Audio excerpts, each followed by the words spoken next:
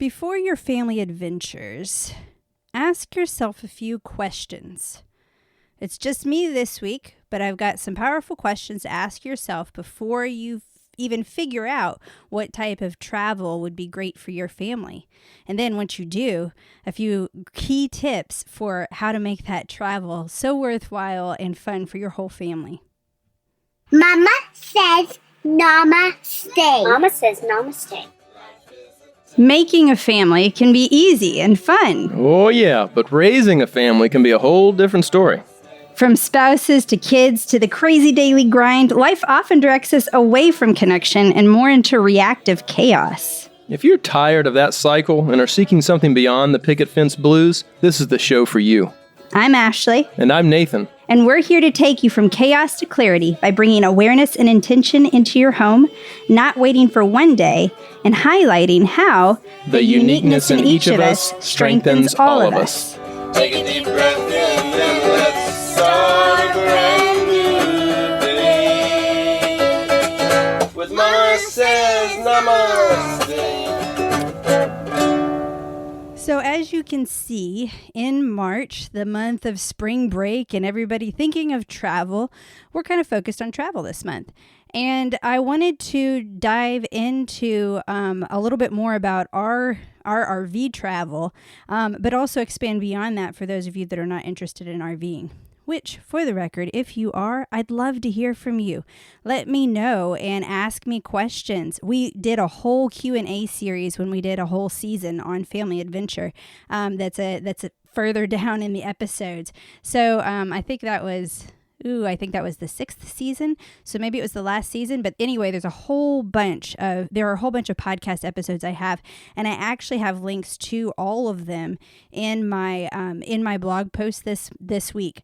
So if you are interested in RVing, first off, I've got a lot of information on the blog this week. And second off, shoot me with your questions. Let me know what you have questions on. We just hit the road again after being stationary for a while and being in Florida for a longer while.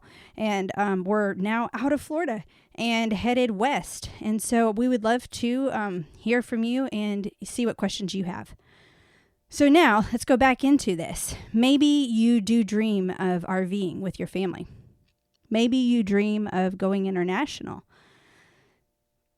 We thought that's what we wanted, and we really were excited about going international. And yet, as we started to really get into the details with it, the best way of traveling internationally was without animals. And we're a bunch of animal lovers, and we always have animals.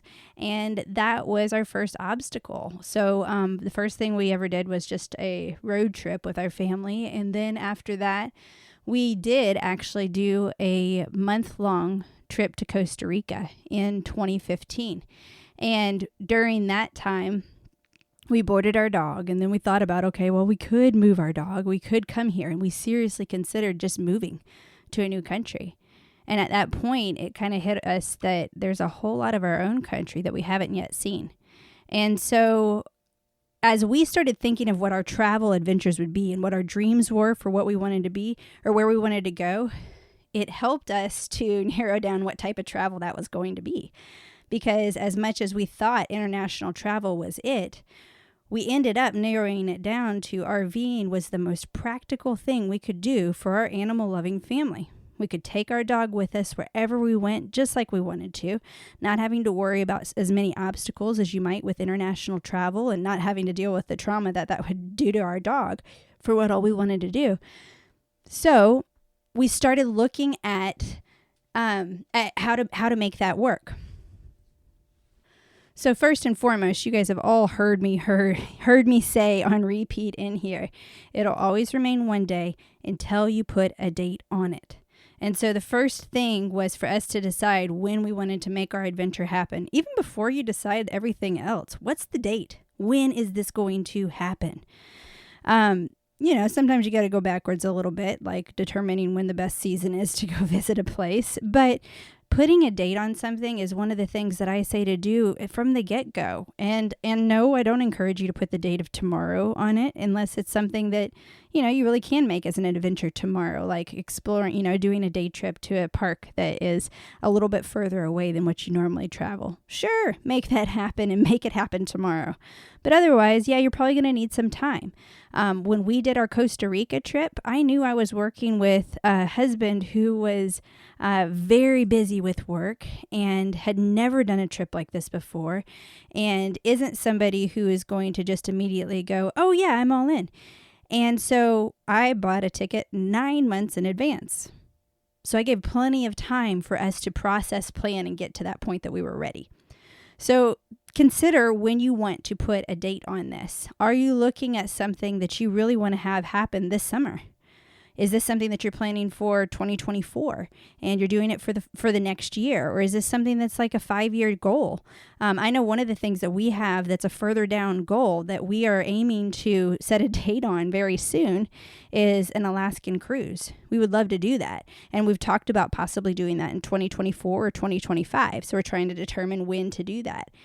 So, putting a date on something starts to make it a little bit more concrete.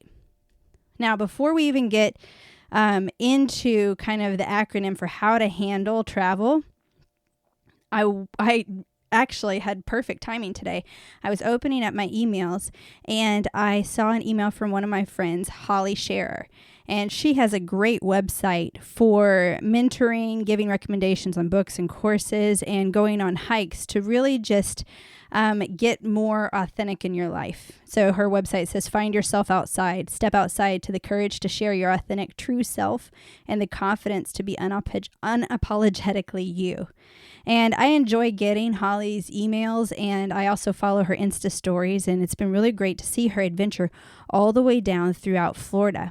And as she did this, well, actually, let me go backtrack a little bit. So what she did is Holly decided years ago to just go ahead and step into these desires that she had of doing some things independently and trying tent camping on her own. And she really enjoyed hiking, and she decided to tent camp in every single state park in all of her home state, Minnesota. And it was really cool to follow her adventures and see what all she explored. Well, and then she's decided to take these road trips, and she'll take these really long road trips and go all the way from Minnesota all the way down to the Florida Keys. And she did it last year, and we got the pleasure of visiting with her and her husband. And then this year, unfortunately, we didn't get to meet up, but boy, did she have an adventure. And it was not all rainbows and unicorns. And one of the things that she wrote about in her email was that she was reminded again, something that a friend had told her a few months before, or a year before or something, that was that you don't ever run away from your problems. They'll always find you. And sometimes we think that, our vacation or a big adventure, a big trip, or changing our life in a big epic direction for a period of time, that may fix all of our issues. But especially if it's dealing with stress and overwhelm and all of those things, leaving and going to another place does not give you necessarily the tools to navigate the stress or overwhelm. Now, you could be handling it with avoidance, but most likely life's lessons are going to catch up with you, and you're going to have some stress and overwhelm in your travels as well, or in your vacation or anything else.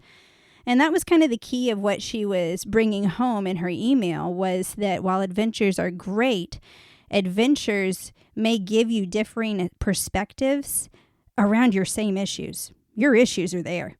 And so look for what it is you're doing. And so she asked 5 questions, and I loved the questions that she asked. And so as you're thinking about kind of the why behind any adventure, any travels, or any vacations that you're wanting to do as a family, think about these 5 questions. How do I want to live my days? What does a perfect day look like? Okay, imagine this long term, imagine this short term. I'm going to be talking in a minute about 90 days as a pretty ideal time for looking at how or if you want to transition out of the life you're living right now. Number 2, what am I running from? Which of those things are most likely to follow me wherever I go? Think about those issues: stress, overwhelm, anger, fear, sadness, grief. Well, they still stay with you. And they'll crop up, maybe in unexpected ways. Number 3, what am I running toward?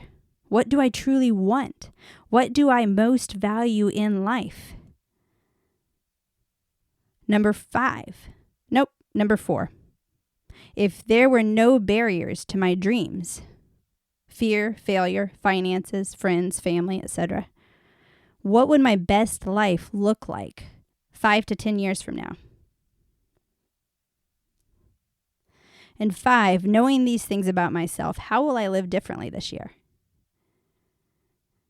So think about those questions as you are looking at where you want to go as a family. What is your next adventure together? We live lives seasonally, and especially as we have children in our home, those seasons shift pretty dramatically throughout their lives. I mean, having infants in the home is a different experience than having teenagers in the home. And having both at the same time is a whole other experience. So think about these different seasons and potential adventures that they can be. Maybe it's just a season in your life and it's the adventure of staying in the same location. Maybe it's an epic road trip or going international and spending a month in another country. And look at what possibilities there are. So when we asked ourselves those questions that Holly addressed right there, ironically, that was back in 2016, but she pins those questions so perfectly there. We made it a point there that we weren't running away from our stress or our pain. What we were doing is we were intentionally running toward joy and ease. And we started creating more of it in our lives versus hoping it was going to just show up. We went back to what our family vision was. So our family vision is explore, respect, listen, connect, learn, and love. And so that became our compass for what our adventures were going to be. It had to include those things because we had already agreed as a family that those were so valuable to us.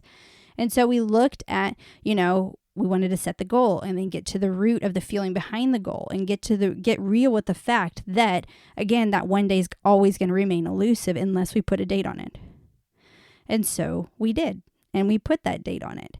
And we laid out what our expectations were. We discussed our why for doing it, and we really got clear on the different personality styles in our home. And all of those were critical in helping us to truly see how the lifestyle could work for us. And that's the same thing for you. And that's the same thing for you addressing what you want to do moving forward with your family. What are your expectations? Have you guys even discussed it as a family? Or is it just this unspoken idea that you assume they know what you want and how to show up in that way? Have you discussed your why? What your family is all about? What you want to represent as a family to the world? And then those personality styles. Maybe recognizing that my ability to just say, all right, let's go to Costa Rica next week, may be a little bit easier than Nathan's ability to say, let's go to Costa Rica next week. He wants more time than that. And on the flip side, Nathan's ability to sit and soak in the moment, it's a beautiful reminder for me to stop doing all the time. And so we live in this idea of the uniqueness in each of us strengthens all of us. And how can we work in a way that allows us to be authentic to who we are and yet speak the language of the person we want to connect with and support and encourage them and motivate them in the way they're going to best respond. Not as manipulation, but as deeper connection. So for us, we decided to hit the road and start RVing. And when we did, it was 2016. And let's see, our girls were just turned 3, 6, and 9 when we hit the road. And we decided to just try 90 days and just see how it worked for us. And the reason for 90 days is it really, I love that stretch of time because it's a long enough stretch that you get out of the honeymoon phase and you kind of get to the point of creating your rhythms and then taking a good look at, okay, is this really a good fit for me and for my family? And so at that point, you've kind of broken through any kind of perceived glass ceiling on your ability to live your life beyond a vacation, live your life in another way beyond a vacation. And so that also typically allows you for some ups and downs in the process.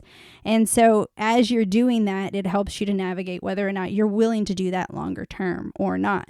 Because, it's not all fancy. In any element of travel, you can get luggage lost, you can get tires blown, you can get kids sick or throwing tantrums anywhere. So these things all still can happen, and it can be, it's part of, is this part of the adventure, or is this the, excuse for the failure of it? It's all what we make of it. And I have a link to another podcast that we did called When Adventures Go Awry, where we talk about some of our disasters on the road and how we navigate it and move forward from it. So in our going through the 90 days, we decided that we really love this and we wanted to continue doing it. And so we decided to make it more longer term. So we dropped off my father-in-law. He traveled with us for the first 90 days, which was such a cool experience and so great for our kids and him. And we hit the road and we did these loops and we planned it where we would go and we would anchor back to Nashville where all of our family was and go back out again. And we had a blast and we started getting people asking questions about it. And after 2 years on the road, we had hit all of the lower 48 states. So we still have Alaska and Hawaii, and yes, they are on our list. And other than that, since we had done that and since we had covered all 48 states, we had, at this point had a pretty good amount of experience under our belt.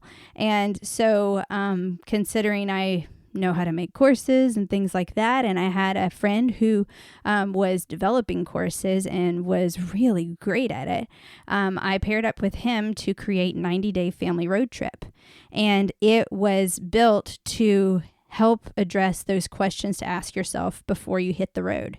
And I really wanted to do it because there are a lot of RVing courses and how-to courses on, how to drain the black tank and how to, level your rig and to back up and all of those sorts of things. I wanted to do one that had to do with the family aspect. I wanted to do it from the perspective of a relationships coach and from the perspective of you can have the best laid road trip and the most tricked out rig, and it can be an absolute disaster if everyone on the family is not on the same page. And so how do you do that? And so since we've been traveling as the Field Trip Gypsies, and that's our little Instagram handle for sharing our adventures on the road, we decided that we're going to kind of take that educational theme and our unschooling family and use another acronym that had to do with school. So what's the other fun part of school? Well, field trips are so engaging and we get delight-led learning so often with field trips. Another time, it's in play. It's recess. And so we use the acronym of recess. And so recess, I'm going to do a really quick breakdown of how we actually have it in the course. So the course is specifically for families that are wanting to RV on the road. And so we've got R stands for your ride. What type of RV is best for your family? And I compare them. Then you have your E is for expectations. What is your why? What does an ideal day look like for you? For one person, if that's sightseeing in the biggest city, and for the next person, it's not seeing a soul in the national forest, you might have an issue. So you got to have this discussion. For C, it's choose your own adventure. How are you going to plan your path? Who's going to navigate your path? How are you going to map it out, plot it out? Who's going to book your campgrounds? How are you going to navigate all of that? Then you have E is your expenses. What's your exit strategy? How will you create the income on the road? Or will you do a hiatus? And do you have the nest egg to support that? Then you have S is your setup. Setting up and taking down camp is a process, and we'll show you how to make it happen smoothly. And then the other S is satisfaction. And it's those little tips and tricks to make it even easier, like what memberships give you what, travel hacks, and all of that. And, it's just one of those where if you can assess some of these things from the get-go, then you can really focus on what the trip is all about. Is it seeing new things? Is it having more ease in your life? Is it getting closer as a family? Is it seeing all the national parks? I mean, you can have a lot of different goals, and when you are on the same page with it, you can create a much more beautiful process and a beautiful adventure together. So for that, first off, if you're interested in that, please feel free to reach out with any questions you have. Like I said, I have so many so many podcasts and blog posts about travel and, just sharing about the 90-day family road trip as well. And next week, I'll also have another page where you can go, and it'll kind of all the travel stuff is curated in one place. And then we can go over 10 questions to ask yourself before hitting the road. And so these, again, will be questions specifically for RVing that you can go over. And that's a free download that we have available. So there's a lot about the 90-day family road trip, and I've got some links for that where you can check out more of that on the website. But I want to go beyond just RVing and go to how this same acronym can go for assessing your travel beyond RVing. So let's go through it again. R for your ride. How are you going to get around for travel? Are you going to drive? Are you going to fly? Are you going by train? Is it a cruise? Is it something else by boat? Maybe you're going to bounce around with Airbnbs. What are your logistics? Where are you going to stay, and how are you going to get there? Then you have E, expectations. Are you clear on what your overall family vision is for the trip? Not just what you hope to get out of it, but listening to the dreams and desires of everyone going with you. Again, I talked about that premeditated resentment. Like if you are not speaking your expectation and you're assuming they know it, that's a pretty good opportunity for there to be some resentment if they don't read your mind. So don't just assume your family knows what you're dreaming of. Get it out in the open and talk about it. And then C, choose your own adventure. What does a trip look like for you? There are many ideas for adventure that may be even right outside your own doorstep. And we talked about that last week when we talked about out-of-the-box vacation ideas and how to travel if you can't afford to. Then you have your expenses. How are you going to pay for your party? There are creative ways to leverage your assets that you have while you're traveling, and you can build up your nest egg to take a trip you've dreamed of that way. So how you prepare now for your expenses is going to be an important part of this. So where is this money going to come from, and how are you going to do it? And there are great stories of whole families working together to build up that piggy bank for whatever. I know that my daughter Juliet has had a piggy bank for Costa Rica, and she adds all of her change to that piggy bank. And we have every expectation of that piggy bank for Costa Rica being our fun money while we are there. And there's actually a pretty good amount in there. Then you have your setup logistics. There are systems and routines to keep things going smoothly as you travel. So how will you keep your sanity? Maybe it's that you're going to book everything ahead or do an all-inclusive or something so you eliminate any decision fatigue. It's a real thing, especially when you're traveling and trying to figure out where to go next. Maybe it's having a few key anchors or scheduling in your downtime throughout your travel so you don't have every single second booked. I know when we first hit the road, we thought we were going to just visit all the family. And oh my gosh, we booked ourselves too much. We didn't have enough downtime in between, and it started to wear on us. And so we learned to pace ourselves. You know, when we're on at a rally or visiting family, then we're going to take a week off and defrag and have some time to regroup because when we created it as a lifestyle, we had to recognize we're not always in vacation mode. We've got to actually figure out some routines and some downtime as well. And then you have your satisfaction. And again, this is going back to your why. What's important about this trip? What do you hope to accomplish? Is it that togetherness or soaking in the present moment? The more you're clear on what your goal is, the more you can stay aligned in that. So if you're all in agreement that, you want to have a vacation with ease, then it's probably not the time to have like the play-by-play agenda because it may feel a little bit too rushed and pressured for some people. And as you're getting into this, start playing with opportunities to get yourself kind of out of the routine or the rut that you might be in and kind of preparing for a new adventure. If there's something that you're dreaming of, As soon as I hit the road, that's going to be when I do push-ups every day. Well, start doing push-ups now. You can do it now, and you start working into it and start building it. Because again, like we talked about last week, vacation is also a mindset. You got to get there in your head. So go ahead and do it and just build on that excitement for what may be coming in the future.